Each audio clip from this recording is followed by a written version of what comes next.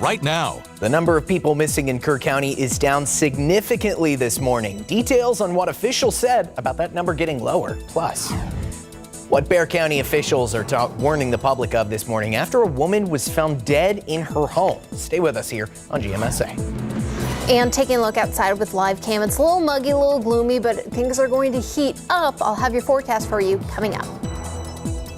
Good morning, everybody. 8 a.m. here on your Sunday morning. Shelby and I taking care of business on GMSA this morning, or as we sometimes call it, Gen Z MSA. I'm a little more awake. I've had the coffee. Yeah. I've had the energy drinks. Let's go. The sun is up, which also is a big factor. A little cloudy outside from that live shot. A little cloudy, but it's still going to not really impact our temperatures too much. Later today, just take a look at this picture. We're expected to get to near triple-digit heat, and I'm pointing this out just to show you that it's going to be warm. Although we're still sitting in those 70s, maybe even some 80s currently. Later today, this is just our air temperature. This doesn't include what it's going to feel like, and it's going to feel even warmer. Temperatures getting to about 96 in San Antonio, in areas just to the south along I-35 near Laredo, Carrizo Springs, Cotulla, Freer. That's normally where we see temperatures in the triple digits, or at least a few degrees warmer. They're expected once again to get to triple digits today, but this isn't anything new. We're normally used to temperatures near 100 degrees, especially in July. Now take a look at authority radar. The last little while we've seen some feedback, maybe even some light showers in areas of Seguin up near Luling. That's kind of continued to diminish, and throughout the rest of the day there's a chance and a potential for just a few showers, which is why we kept it at about 10% today. We're drying things out Monday, Tuesday, Wednesday, but we have more rain coming up on Thursday, Friday, Saturday, and that's going to be a greater chance for some more rainfall. I'll break down the rain today, how light it's going to be, the heat we can expect this week, plus taking a look at the rain next week coming up in a bit, Devin. Well, just days ago, Texas Governor Greg Abbott said that the flooding in Kerr County had left 101 people missing statewide, including the 97 in Kerr County. But as of this morning, we can confirm that number has dropped now to just 3. Kerr County officials say they were able to work that number down by communicating with agencies across the state and determining that many of those who'd been reported missing at first were instead found safe. Now, we reached out to Kerr County officials for more details and clarification. Now, as for the death toll in that county, that number did not change, staying at 107. The last time officials there reported an increase in the death toll was 4 days ago. And even with that big jump in missing people being located, search and recovery efforts continue across the Hill Country, and the response from all levels of government is stepping up. Governor Greg Abbott's office announced that Hamilton and Travis counties are now also under the president's major disaster declaration. That means the residents in those counties can now request assistance from FEMA. The governor said in a statement here, quote, "Our federal partnership is key to help impacted communities in Hamilton and Travis counties and across the state receive crucial public assistance to rebuild and recover," end quote. Kerr County was made eligible for this assistance just earlier this month. Plus, the Texas Hill Country floods are impacting families from all over the country. People who are staying in different parts of the area experience different parts of the floods. Now they're dealing with the trauma of the storm's aftermath, including a man from New Mexico sharing his experience surviving the floodwaters in a tree. It was almost all the way submerged underwater by the time that I was rescued off of it. I mean, my feet were on the top 2 branches and my waist was underwater already. Just the fear that you don't really expect, especially in a situation like that. I mean, you're on vacation. You're not home. You don't expect something bad to happen. You don't expect your resources to not be there. That was Zaria Oates there reporting. Our full story with Marco Acosta is up on our website at ksat.com. Well, this morning, the hunt is on for this man right here. 49-year-old Charles Bird. The Bexar County Sheriff's Office says he may be connected to the death of his wife, who deputies found wrapped in plastic inside the couple's South Bexar County home. BCSO tells us this all started with a call from someone who told the dispatcher that Bird said he had killed his wife. Deputies made their way over to Bird's home along Pleasanton Road, and inside, that's where they discovered a decomposed body wrapped in plastic, and Bird was nowhere to be found. Now the sheriffs are asking you to be on the lookout for him. He's wanted for tampering with evidence and for impairing a human body. Deputies say he was last seen driving a newer black Ram pickup truck with the license plate WLW 2027. Now, he may be armed and dangerous, so if you see him, don't try to stop him yourself. You're asked to call the sheriff's office over at 210-335-6000 right there on your screen, or 911 in an emergency. Well, in Los Angeles, some people are still in the hospital after a car drove into a crowd outside of a nightclub early on Saturday morning. The LA Police Department says 24 people were hospitalized, some critically. Police say the driver was also hospitalized after being attacked by the crowd and shot. Here's ABC's Dave Packer with more. Investigators poring over evidence following the horrific scene early Saturday morning in Los Angeles. Police say the driver of this gray Nissan rammed his car into a crowd outside of a club in East Hollywood around closing time at 2 a.m. Victims down from Santa Monica, Vermont. The LAPD identifying the driver as 29-year-old Fernando Ramirez. Investigators say he was escorted out of the club, drove away, and then made a U-turn and drove onto the sidewalk, crashing into club goers, valets, and food vendors at the Vermont Hollywood music venue, knocking down this taco stand, scattering and wounding patrons in the vehicle's path. Everyone was looking for their items, their people, their loved ones, their phones, their lost friends. Everything was just scattered. Officials say at least 124 firefighters were dispatched to the scene. Most responders calling it a mass casualty event. The LA Fire Department says most of the victims were women. We saw a large number of traumatic injuries. So these are injuries that are associated with being struck by a vehicle. So we had broken bones, we had soft tissue injuries, and they were all varying levels of traumatic injuries. After the crash, bystanders dragged the driver out of the vehicle and attacked him. Police say at one point the driver was shot. The search continues for the gunman. The driver was taken to the hospital where he underwent surgery. Police say he was booked into jail overnight for assault with a deadly weapon. The LAPD says a motive for the crash is still under investigation, though alcohol is suspected as a factor. They're asking for help from witnesses as they collect video of the incident. Dave Packer, ABC News, New York. Time right now here, 8:07, 78 degrees outside in San Antonio. Coming up next here on GMSA, how you can participate in a benefit happening today for an iconic dance hall in the Hill Country. Stay with me. Plus, taking a look outside with live cam. It's a little muggy and a little humid this morning, and we're going to still have that chance for some isolated showers. I'll break down that and a Saharan dust plume coming up after the break. Welcome back. The Hill Country floods have thrown a lot of our lives and schedules out of sync, and that can be a problem, especially for those who have been struggling explaining all of this to their kids. That's why Children's Health is stepping up to the plate and offering parents across Texas who can now get free behavioral health consultations using the Children's Health virtual visit app. Now, when you do that, just use the code TXFLOOD when scheduling to access expert advice at no cost. They're going to have pediatric psychology specialists also available to help with parents to make sure they can have age-appropriate conversations about the tragedy. They hope to help families heal and cope during the difficult time. And as the Hill Country continues to recover, the victims of the flood continue to be remembered. Today, the city of Boerne is paying tribute to them, survivors and first responder heroes out of the Kerr County flooding. The tribute is going to take place today at the main city plaza in Boerne at 7 o'clock. Boerne's mayor, concert band, and several other leaders and organizations are also going to be there. There, they'll have information to be provided on how you can give donations. Plus, there's also a benefit event taking today in place over in Kerrville at the Gravity Check Saloon.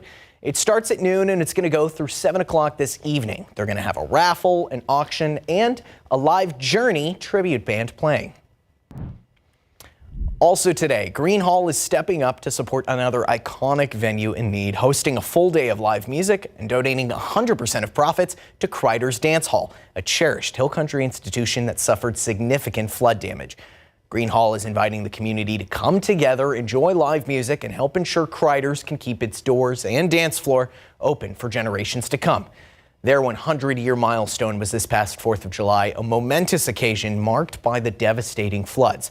Our Steve Spriester visited the beloved rodeo and dance hall after the floods first happened and has their path to recovery.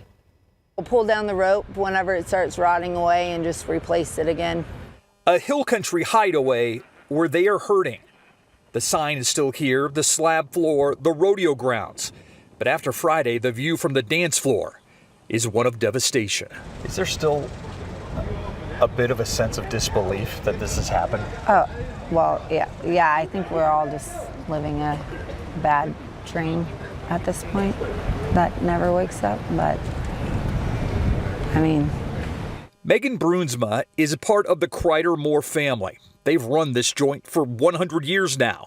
You see, its 100th anniversary was July 4th, the day the floods hit. This is not how you envisioned spending it. No. On 4th of July at 3:45 in the morning, the cafe was, taking on water. Probably the scariest part is when we were down here, cars were floating by and they all had their lights on. So personally, we didn't know if they had just been swept off a bridge. I feel like that was like the first reality of how bad it was. The Kreiders family also took another hit from Friday's floods. When it comes to Kreiders, it's just stuff compared to all the people. I can't talk about it. That's what I say. You've lost people. My niece, my cousin's little girl was one of the camp girls. So I'm sorry. So I'm going to be actually heading out to that event later today in Greene. And we were talking earlier, I think I might have a little bit of showers to kind of worry about sprinkling through in that area, right? Yeah, and I want to stress we're not anticipating widespread rain like we've seen throughout the entire month. It's just going to be light sprinkles, maybe a quick little downpour. And that's going to be it for today. Okay. And then we're starting to dry out and warm up. It's going to be toasty today and tomorrow. Even take a look at the headlines for the forecast. Still going to be having a chance of rain today and tomorrow, and then being near triple digits, but we're also going to get a very small layer of Saharan dust. Now, once again, it's going to be very small, but it still might be a little hazy, still might have a light impact for some folks, especially if you have a sensitivity or allergies. So that's your forecast headlines. But right now, wherever you live, temperatures sitting in those 70s, feeling a little muggy though. We're still seeing our dew point temperatures and our air temperatures so close together, allowing for it to feel a muggy, feel a little humid as well. But this afternoon, expect temperatures to be about 96 degrees. Still seeing that chance of showers, about a 10% chance for most of us throughout the day today. But we're also going to continue to have some partly cloudy skies, which isn't going to help or really not help at all our temperatures. We're still going to get to about 96, but later on we're going to start to clear out later this week. Now, here's authority radar. Like I've been mentioning, we are continuing to see just like a light shower or two in areas near Luling. We did see some bats earlier near Garden Ridge where they normally are, but some of those little green spicks, that's just normal feedback you get with the radar. So really maybe a light shower in areas of Seguin and Luling, and throughout the next few hours, that's going to be it. We're not tracking heavy downpour, maybe just 10 or 15 minutes, maybe 30 at most of a quick shower. It's going to be more inconvenient than impactful, if anything. And we're talking about the chance of some light rain, mostly along the I-35 corridor. Some of them can go further south or go just to the east of us along I-10. But once that sun really starts to set tonight into tomorrow morning, they're really going to continue to diminish and break away, just being left with normal cloud coverage tomorrow morning. Still feeling a little muggy though as well for tomorrow morning, similar to like what we've seen for most of our mornings. But the drought monitor, once again, we've seen lots of heavy rain in areas of South Texas, and we wish there was a better way to do it, not only for the hill country and also areas just to the west of us. We wish it wasn't just all this rain at once, and our hearts are heavy with everyone. But we have continued to see major improvements with the drought monitor. We're still in that exceptional drought in areas of Medina County, but improvements to being dry to just moderate for the drought in areas of the hill country, just extreme to severe for areas of Bexar County. So there is improvement, and we'll continue to keep you posted as we go through every Thursday when the latest drought monitor is in. But the Saharan dust is also making a return later today. Now, the biggest plume is still out just to the east of us, but once again, later throughout the rest of your day, we do anticipate that little light plume in areas just to the south of Brownsville, making its way into areas of South Texas. It's going to be tonight into tomorrow morning, and it's going to be fairly light. There might still be some issues you'll see on the horizon for the sunrise and sunsets. If you do have sensitivities to the dust, you'll also be able to notice, but it's already gone by Tuesday, even Wednesday morning. So it is going to be going through fairly quick, but we start to see more of the dust come through with the trade winds. So we'll keep you posted on that. But even then, I'll kind of wrap it up in your 7-day forecast. Remember, 10% chance of rain today, drying things out. And I'll talk about why we're drying things out and why we're sitting on the warmer side later on here during the show. But then more rain chances come up next week, Thursday, Friday, Saturday. But today, all you need to know, temperatures getting to the mid-90s. Still seeing that light chance for a few showers. Don't be surprised if you hear just a quick little shower. If you go outside and you see the sun, but also some rain, or even just some rain not even making it to the ground, that's also possible today. So we'll keep you posted, Devin. Awesome. Thank you, Shelby. Appreciate it. Of course. All right, good way to start the Sunday. Time right now, 8:19 here, 78 degrees outside. So this is a pretty fun one for you and the pets. Coming up later on in GMSA this morning, we're going to be telling you how you can get a free coffee from Animal Care Services and do some good for some pups in our area. We'll show you that coming up next, but we'll be right back. All right, start stretching for this one. In just a couple of hours, San Antonio Animal Care Services is going to be giving out some free Dutch Bros for anyone who shows up to give some furry friends an extra walk. Plus, don't worry, it's not just Dutch Bros for you. They're going to give them pup cups too. This is going to be happening from 11 a.m. to 3 p.m. today. If you walk one of the sheltered dogs at the San Antonio Animal Care Services, then you're going to be able to get that coffee. So it's kicking off over at their municipal center near the San Antonio Food Bank. Pretty exciting stuff there. Plus, we want to remind you our Together for Texas campaign is still running. If you scan that QR code on your screen, you're going to be sent to a page where if you'd like to donate, with your help, we've already raised more than $921,000. 100% of those funds are going to be going to those impacted by the flooding through the work of the Salvation Army. And if you want to stay up to date with all of our coverage but aren't sure how, we want to hear from you. KSAT 12 is going to be hosting a town hall this month over at Santikos, Casablanca. We're going to be discussing how you can receive all of our KSAT content, including signal issues and taking questions from you, the community. All you have to do is scan the QR code on your screen right there to sign up for a seat for free. Once again, this is going to be happening coming up this Wednesday, July 23rd from 7 p.m. to 8 p.m. You can find more information up on our website right now, ksat.com. Time now here in San Antonio, 8:24, 78 degrees outside. Coming up next on GMSA, tomorrow is going to mark the start of the Texas legislative session. What to expect lawmakers to address regarding the July 4th floods. Plus, a woman hit by a car while crossing the highway overnight. What San Antonio police say led up to the moment in the first place. Good morning. Welcome back. We're coming up here at 8:28 here on your Sunday morning. Things have been going pretty good, Shelby, so far. I would say so. It's been kind of fun. Anytime filling in on GMSA, it's always fun, despite the early morning wake-up yes, call. Now that you've had some caffeine, yes, you're with the rest of us who are a little more, unfortunately, used to the schedule. Yes, very much so. But I will say the one thing is being able to see the sunrise or lack thereof in the morning and then kind of see where our day starts weather-wise. That's kind of always interesting compared to where start we the day off ended and rather than finish it off. Exactly. It's kind of better to see where we start off compared to kind of where we end it during the day. But right now we're sitting still nice and comfortable. The sun is up. We just, as you can tell, just have that cloud layer. So we really won't be able to see the sun till later today when we see some partly sunny and partly cloudy skies. But later today, expect temperatures to warm up. Right now we're sitting at about 78 degrees. Still seeing some humidity though, so that's going to continue throughout the rest of the day. And that will also go into a factor when we talk about our temperatures and how much we're going to feel the temperatures even warmer. 96 degrees expected for San Antonio later today, triple digits as you go further down. But don't worry, if you love the heat, it's going to be feeling like we're near triple-digit heat today, not only for San Antonio, basically along I-35 and Highway 90 South is where we're expecting the temperatures to be warmer. But so far in the month of July, we've been fairly seasonable, multiple days above or right around average. And so far for July, we've continued to see only about an inch of rain. Well, we are tracking more rain in the forecast, especially next weekend. I'll break that down, plus take a look at how warm we'll be coming up in just a bit, Devin. Thank you, Shelby.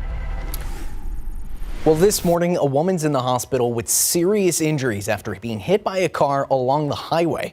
According to San Antonio police, there was a couple that got into a fight while driving down I-35 around 10 o'clock last night. Eventually, the driver let the woman out of the vehicle. She then attempted to cross the highway, and that's when she was hit. She was taken to the hospital, and the investigation remains ongoing. And this morning, we have an update to a deadly shooting we first brought to you yesterday. San Marcos police have arrested a man they say is responsible for a shooting near Texas State's campus. So you're going to see it here coming up there. There is 19-year-old Jeremiah Jaden Tobias. He's charged with 2 counts of capital murder and aggravated assault. Police say this all started when a fight broke out near the intersection of San Antonio Street and Guadalupe Street at the Square in downtown San Marcos. Well, a Uvalde school shooting victim's love of the game is living on in her teammates. Tess Mata played softball and worked on improving her pitching skills. She's one of the 19 children and 2 teachers who were killed at Broad Elementary School. In Tess's honor, her parents launched a nonprofit called Gloves for Less to help give young athletes quality softball gloves. And yesterday, they were presented with a check by Dick's Sporting Goods to help them do just that. They want to give away 13 gloves to players in Uvalde, including Tess's former teammates and high school players, plus one who grew up with Mata. That number is especially significant since Tess would have turned 13 years old this year. Well, tomorrow, state lawmakers are going to return to Austin for a special legislative session. The recent floods are going to be a big part of the conversation, too. Governor Abbott has identified 18 items on the agenda they want to tackle. Flood warning systems and emergency response are on the list. Lawmakers are also going to address a few hang-ups over there from the regular session, talking about things like property tax cuts, a possible ban on hemp products, and replacing the STAR test. That, as well as more than 24 other bills that lawmakers had approved. Again, that special session is going to start tomorrow, Monday, July 21st. It can last up to 30 days, and state lawmakers can only work on items on the governor's agenda. On July 23rd, the Joint Disaster Preparedness and Flooding Committee is going to meet in Austin. Then they're going to meet in Kerrville on July 31st. Well, an appeals court is now overruling a decision that called House Bill 2127, dubbed the Death Star bill, unconstitutional. The law prevents cities and counties from creating local ordinances that overstate state laws. But after its passing 2 years ago, Houston, later joined by San Antonio and El Paso, sued the state to block it, arguing that it deprived elected officials of the power to enact local ordinances on a broad range of issues. Plus, a Travis County judge ruled in August of 2023 that that law was unconstitutional. But now the Texas Tribune reports that the Third Court of Appeals overturned the decision. The Tribune also says that the San Antonio City Attorney's Office said it's in the process of reviewing its legal options and is coordinating with Houston and El Paso to plan out the next steps. Meanwhile, Texas Attorney General Ken Paxton is suing U.S. Masters for Swimming for letting transgender women compete in women's races at a San Antonio event. Paxton says it's a deceptive business practice that takes opportunities from female swimmers. The group recently changed its policy, but Paxton says it's too late. Florida's Attorney General is also threatening legal action over the policy. Well, a lot of the discussions surrounding the aftermath of the floods were about warning signs and whether or not there were enough alert systems in place. Well, if in Comal County a couple of days ago, you might have heard some of the sirens, and those are the warning sirens along the Guadalupe River to let people know in the area about immediate danger. They were just being tested, and Comal County has had the sirens for 10 years. Our Sarah Costa was over there. She spoke with emergency management officials who are convinced these sirens save lives. We are on the Guadalupe River along River Road, right at the Rockin' R. And right behind me is that first siren out of 9 placed along the river throughout Comal County. Emergency management crews spent the day individually testing each one of these sirens to make sure they work because they say they save lives.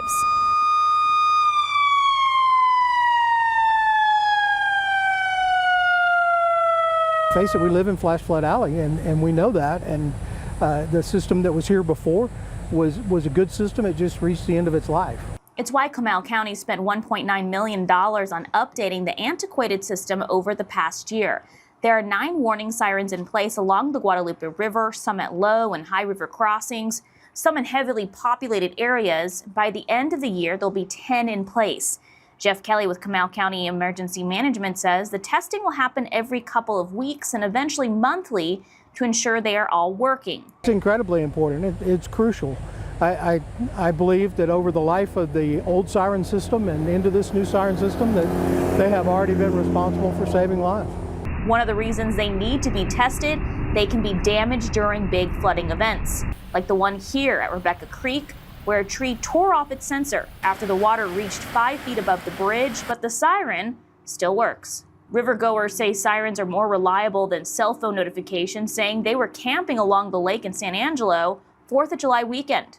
I got the notification on my phone that we were in a flood watch, and I completely disregarded it. And had it been, another 100 miles down the road or less than that, I want to say, in Kerrville, we would have been just the same. We would have played out very differently. They don't mind hearing the testing while enjoying the river today, because they say safety is priority. 1,000% to have the sirens, because it's just like what unfortunately happened. You can't hear the water when it's rising. You're not going to know. You don't know there's a 26-foot wall coming your way without that siren or without the notifications on our phone. So for that, we're grateful.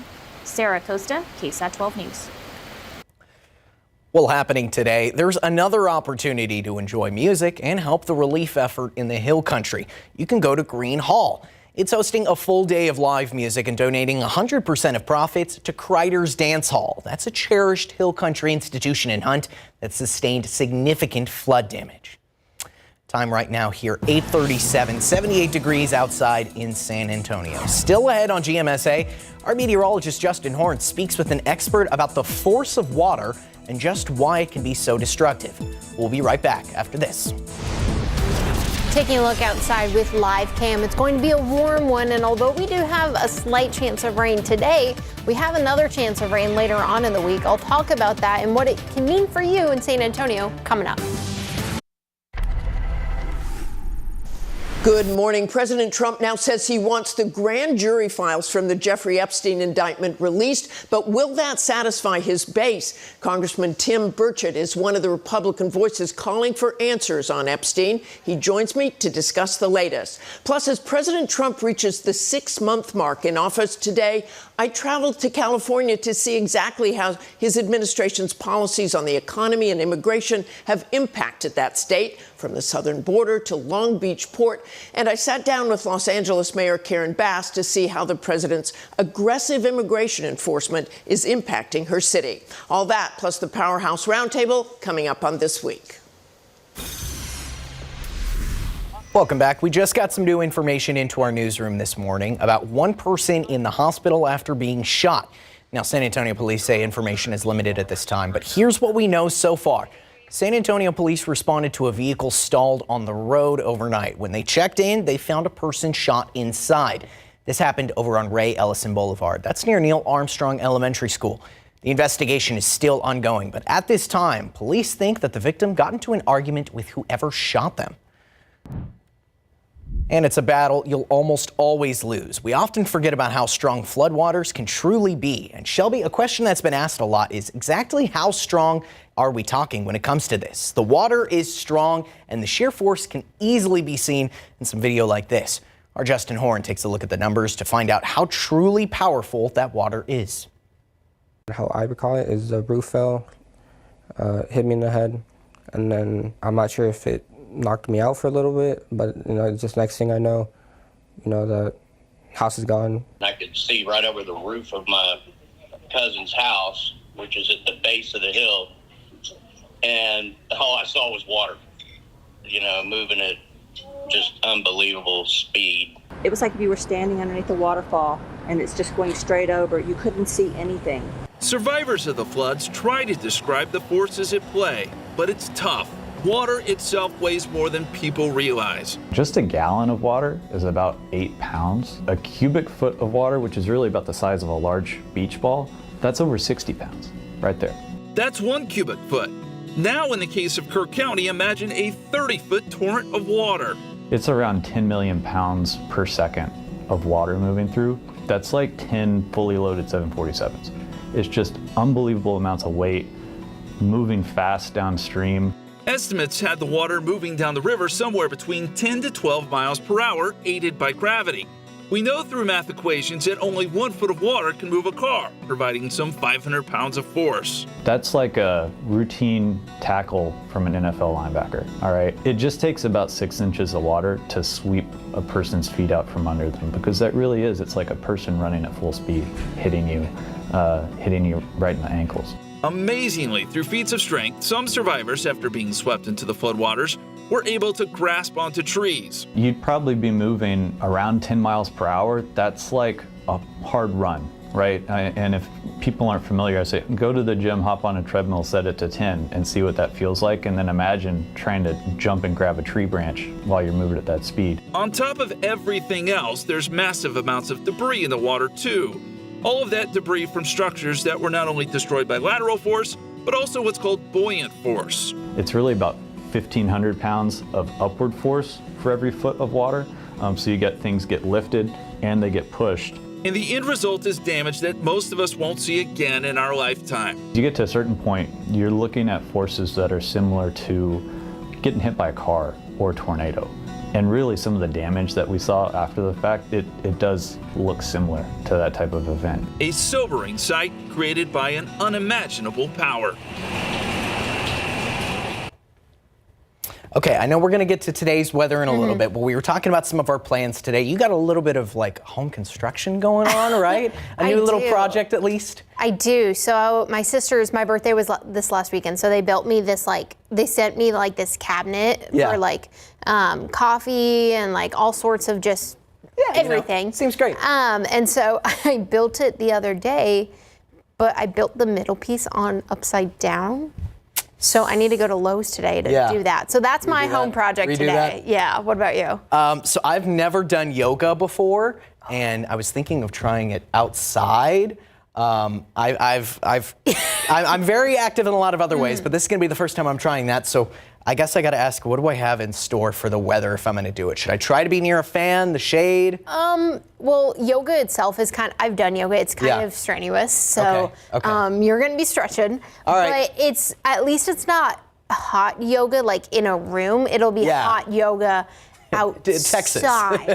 It's going to be hot. It's going to be humid. Bring water. Okay. The good news is we are going to see some cloud coverage. So that's going to kind of help you so you don't have to worry about getting sunburnt at least. Good to know. So, I mean, good things, bad things, but even right now outside, we're still sitting in the temperatures in the 70s, but our air temperature and our dew point temperature, I want to point that out. I know I've said this throughout the morning, but they're so close together that it's within maybe 5, 6, or even 10 degrees that it's feeling a little humid and more muggy. So that's part of the reason as you're going out today, if you're doing yoga like Devin, it's definitely still going to be muggy over the next few hours. And we are still going to see some partly cloudy skies as well. But our peak temperature today, I want to point this out, it's about 96, 97 degrees. But we're also tracking the heat indices to be above 100 degrees. So that's also going to play a factor. You're going to want to bring some water. You're going to want to drink some water. And just remember to stay hydrated. Even if it's cloudy outside, even though we do have a slight chance of showers today, just know you can still get heat exhaustion just by being inside. So today is still going to be warm. We do still have about a 10% chance of some showers today. And then throughout the week, we're drying things out Monday, Tuesday, Wednesday before more rain comes in on Thursday, Friday, Saturday. And I'll get to that in just a second. But the rain chances we have today, it's from this low pressure system. And throughout the day today, even into tomorrow, that's going to leave and we get this big blue H. That's normally what gives us the 90s and gives us the triple digits normally every year in about this time in July. But normally it comes in a little earlier in areas like June, and that's when we see our first few 100-degree days. But even then, the big blue H is going to continue to stick around. And then as that leaves on Wednesday, we're seeing another low pressure system. This is what we're watching. It hasn't even formed yet, but this is what we're watching to continue to move into areas of San Antonio Thursday and Friday. And I am going to switch views here just to kind of show you. And Friday morning, as that low pressure system continues to move into areas of southeast Texas, it's going to bring in all that tropical moisture, all that Gulf moisture, and it's going to continue to have some rain in areas of south central Texas and along the Gulf Coast, even going into areas of Louisiana. So keep that in mind as we go throughout the next few days. Continue to check back in with us because it's still a week away. Things can change ever so slightly, and especially because this low pressure system hasn't even formed yet. So you'll definitely want to keep back in with us so we can continue to keep you updated with the information for next weekend. But before we get to that low pressure system, we're dealing with that big blue H like I showed you earlier, and this is why we're expecting temperatures over the next few days to still be in those mid to upper 90s. Very seasonable for this time of year, as our average is about 95 degrees, just a few degrees above average, but it's Texas, it's July. We're normally used to temperatures near 100 degrees. So although our air temperature isn't quite 100, I wouldn't be surprised, Devin, if you're feeling even warmer, especially because we're still going to sit kind of humid today as well. Come on, no triple digits. Come on, no triple digits. Come on, no triple digits. Very true. Okay, fingers crossed. Hold out hope. Thank you, Shelby. Appreciate it. All right, time right now coming up on 8:50 here in San Antonio. 78 degrees outside. We've got a little more with GMSA, but we'll be right back.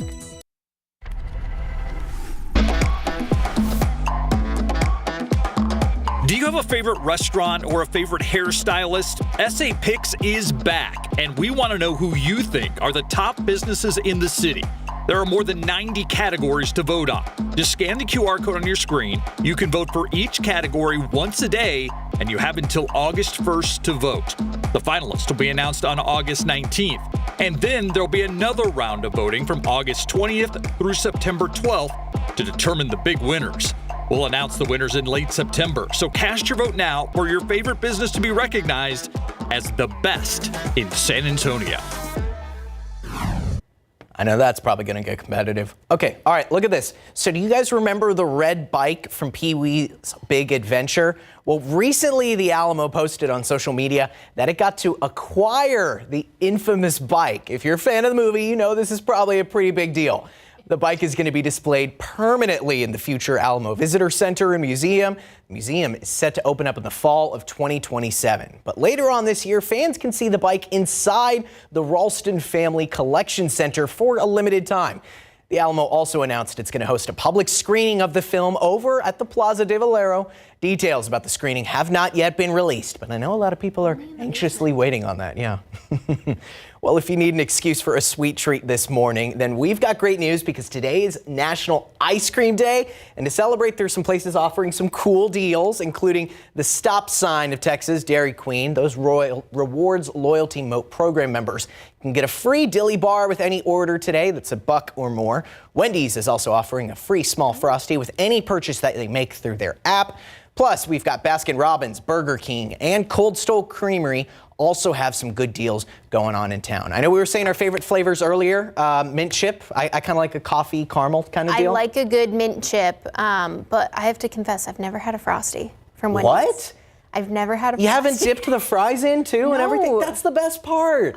I know. I might have to go later today. I mean, you know, I'm really going to twist your arm, force you to have ice cream. Do you think you can make that work? I mean, it's going to be hot too, so I mean, it kind of works both ways. Temperatures today getting to about 96 degrees. Some areas are anticipated to get to about triple digits, but although we have that heat high coming up, we're not the only ones. Later throughout today and tomorrow, most of the country in the southeast is supposed to get to either average or above average, so we're not the only ones sitting on the warmer side. So Devin, we're not the only ones that deserve to get ice cream today. Everyone gets ice cream. It's a KSAT decree. You heard it here first, folks. We're all screaming for ice cream. Love it. Thank you guys for hanging out with us here. We'll have more coming up later tonight on KSAT. Thank you.